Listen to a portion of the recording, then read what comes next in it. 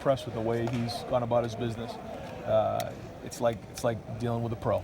And so, you know, when you show up to work every day, you better be prepared and you better give him a good plan. And so, you know, he's out here working to get better every day, just like everybody else. Do you spend much time looking at what he did last year, or is it a clean slate for not just him, but maybe all those guys?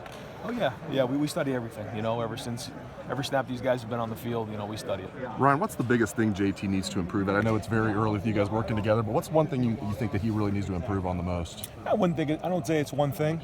You know, I know that, you know, he's working hard, you know, with his footwork and working on, you know, throwing the ball in the pocket. He's excellent in play action pass. And so, you know, it's really just building on what he's done so far, you know, his career here. And what are you most impressed? Coach Wilson saw him at Indiana. You sort of had that fresh slate that Austin talked about. What are the advantages and disadvantages of that? Well, I think obviously the advantages are that, you know, when I got here, you know, he's got 3 years under his belt, and that's a lot in college football to have a guy who's got that many snaps under his belt, played at, you know, at the highest level, played in you know, championship games, and that's really, really important experience at this level for him. And so he's like a grown man. He's like a professional when he show up every day. And the one thing that I think he appreciates with me is that it is a clean slate, and so that, you know, every day he's trying to prove to me, and I'm trying to prove to him, you know, the worth to each other. Ryan, what's one thing you've already changed or like worked on with JT, maybe to shore some things up? Yeah, I mean, we're constantly working on his footwork. You know, we're constantly working on getting the ball out. And you can see some of the drills that we've been doing here today. That's a big emphasis, and he's been doing a good job with that the first 3 days. How much has the deep ball been an emphasis from Coach Meyer with Coach Wilson as well? Yeah, it's certainly every year it is, you know, but you know, we're emphasizing it, you know, just as much as anybody else. But obviously, when you complete the deep ball, it changes everything. And you know, it's not just the quarterback, it's not just the receiver, it's everybody involved in it. But when you can be explosive in the pass game, that makes a huge difference. Ryan, when you looked at JT's film from last year, did you see any hesitation or lack of confidence on film at all? No, I didn't. And you know, he, again, from when he's got here, well, from when I got here until now, you know, I can see the best thing he does is play the game. You know, you can see even today's practice, we get out there and we started playing it. Then, you know, he's moving the team up and down the field. And at the end of the day, that's what's most important as a quarterback, is leading 10 other guys on the field and then moving the team down to score points. He said he values your NFL experience.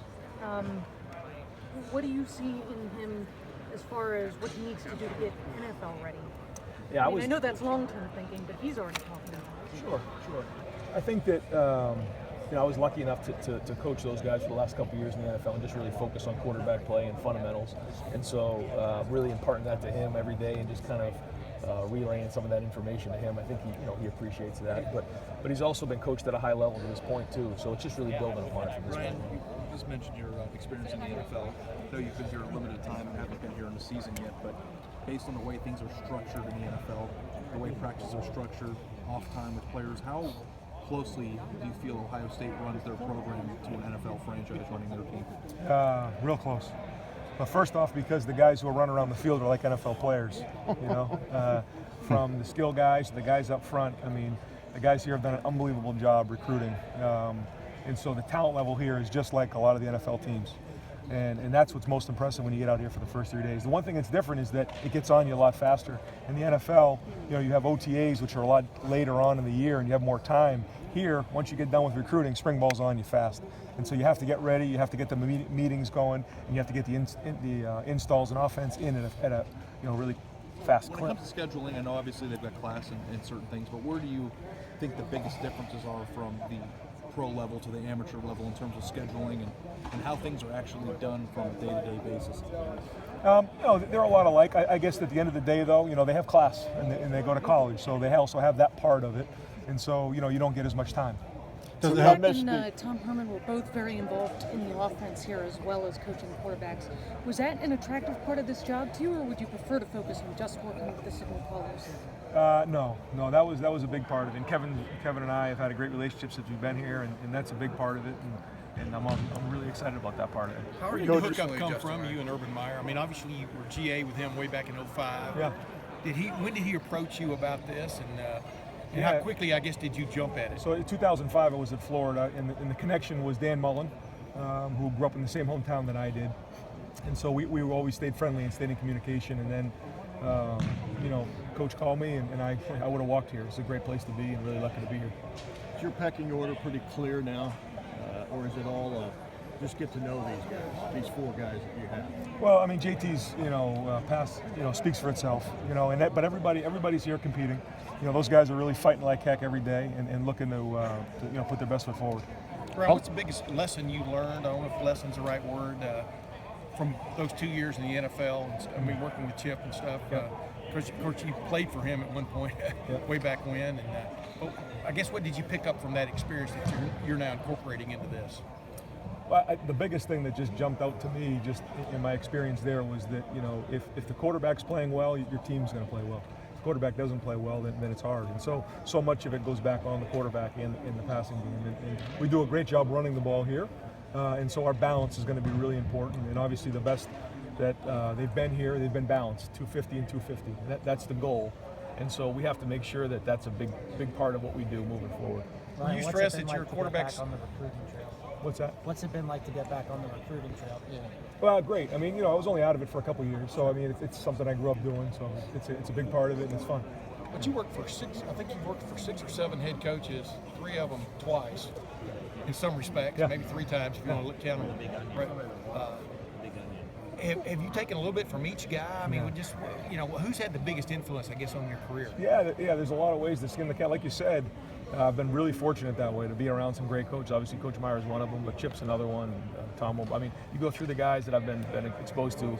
I've been really lucky that way. And like you said, that's what you have to do. You got to take a little bit here, a little bit there. And I guess your affiliation with Chip Kelly was one of the attractive things for Urban, because a lot of what he wants to do. Are you seeing that paying off right now? As because obviously you only worked for him as a GA a long time ago and stuff. Sure. What did he tell you he wanted from you, I guess, when you came in here? Yeah, well, he wanted obviously to develop the quarterbacks at a high level and coach them just like they're in the NFL. Help continually develop the pass game at a high level. But then also, some of the things that Chip has done in the past, and we have done in the past, in terms of the tempo stuff and playing really fast, and how we call things. That was a big part of the conversation. Ryan, what are your early impressions of Joe Burrow? What are your early impressions of Joe Burrow? Very, very impressed. Coach's son, really talented, really smart in the classroom. Can run and can pass. Been very impressed with him. And same deal, Dwayne Haskins. What are your early impressions of him? Dwayne, talented. You watch him stand in the pocket and deliver the ball. You can see the ball spin off his hand. When you watch it, it just really jumps out at you how impressive and how talented he is. And Tate Martell as well. Yeah. Tate's just kind of getting his feet in the ground and very, again, really talented in a different way. The funny thing about those guys, they're all kind of different.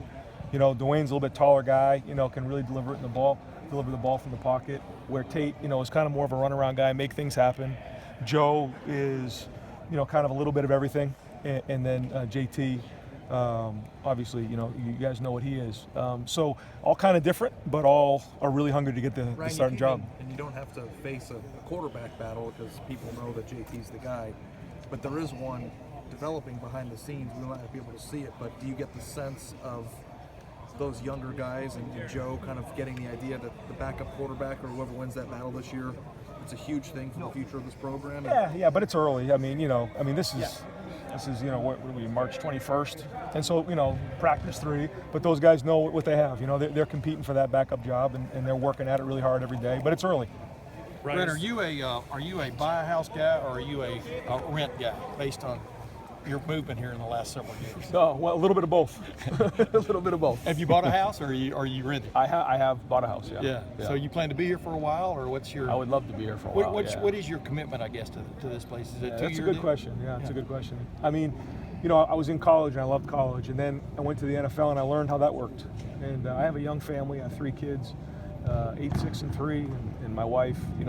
We wanted to go to a place that was stable, and we couldn't have picked a better place than right here. And that's the biggest reason why we came here. What do you think of Columbus? We love it. We love it. Yeah. We're in Powell, and what a great community. The kids were able to kind of jump right in, and people really embrace them. And really funny, some of the fans and some of Buckeye Nation really embraced us right from the minute we were here, and that meant a lot. Having to move, from San Francisco to Ohio, to feel, that nation really take us in has really been great. Brian, is there anything that can make a coach better suited to coach college than pro, or vice versa? And maybe if so, how do you think maybe you fit into that? No, I don't think so. I think it's different.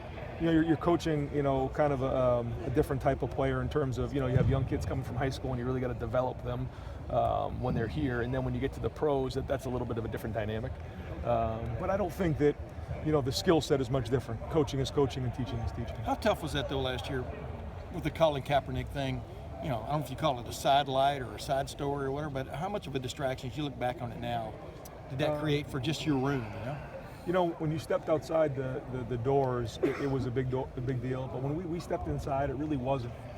Early on, you know, there was a little bit of, you know, distraction going on, but then the team kind of rallied around him a little bit, and then it really wasn't a distraction as much as people made it. You know, we just kind of went to work every day. What kind of NFL quarterback do you think Colin Kaepernick still can be? You know, I think in the right system, you know, his ability to run and pass, you know, obviously you can still see it from last year, is right. You know, he has to be in the right system.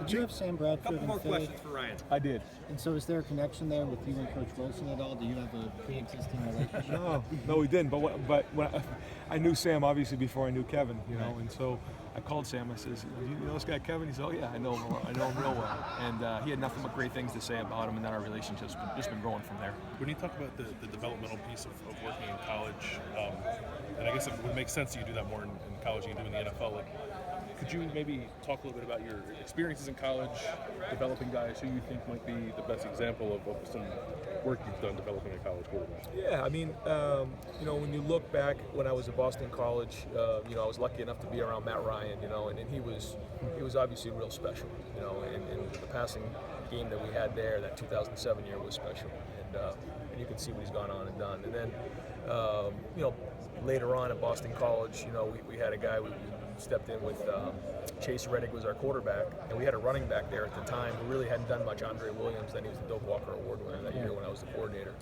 And then the next year, we actually got a transfer from Coach Meyer, Tyler Murphy, who really hadn't done much, but really had a great skill set.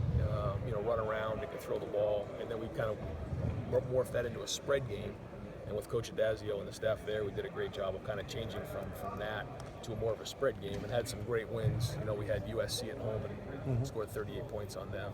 So, you know, a lot of it has to do with who you have. So I just kind of described about 3 different quarterbacks. Then you go to Sam Bradford, Colin Kaepernick, and now JT and the boys. So I think a good coach can adapt to based on his talent level. And with JT, just because he's been playing for so long, how much development can you do with a guy who's now in his 5th year? Oh, shoot. I mean, I watched Drew Brees and Tom Brady and the guys who are in the NFL every year work to get better. So if you're one of those guys who are driven, you're always trying to get better. You always can.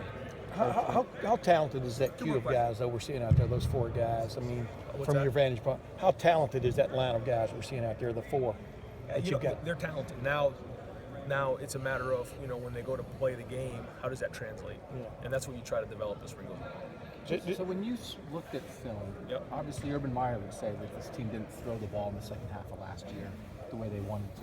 What was it that, just the 1 or 2 things what jumped out on film? Yeah, I know it sounds cliche, but it wasn't just one thing or the other. You know, it's easy just to point the finger at JT or this or that, but I think it was a lot of things. And you know, when you go back through, you know, you have to improve the protection, you have to improve, you know, the route running, you have to improve, you know, throwing the ball, the timing, the spacing, all those things that, you know, we're going to work on this spring. But it did a lot of wasn't that just one thing. But did a lot of that lead to some, I don't know if you want to call it indecision or hesitancy on JT's part, you know, when maybe guys weren't, you know, as you watch video, I mean, guys weren't getting to where they were supposed to get, you know, I mean, guy letting a guy go and right in his face. I mean, yeah, you know, I wasn't there, so it's hard to say, you know. But those are the things that we're working on this spring: the protection, the timing, and the spacing. What are your impressions of the receivers? Because their 2 best First receivers off, hard workers. Going to the pros, and I think the leading pass catcher is Marcus Ball, who plays tight end, and he's not even practicing this spring. Hard workers, and when you look at receivers who are in the NFL right now, who come from Ohio State, you notice how tough they are and how much they produce because they're being developed at a high level. What Zach Smith does with those guys,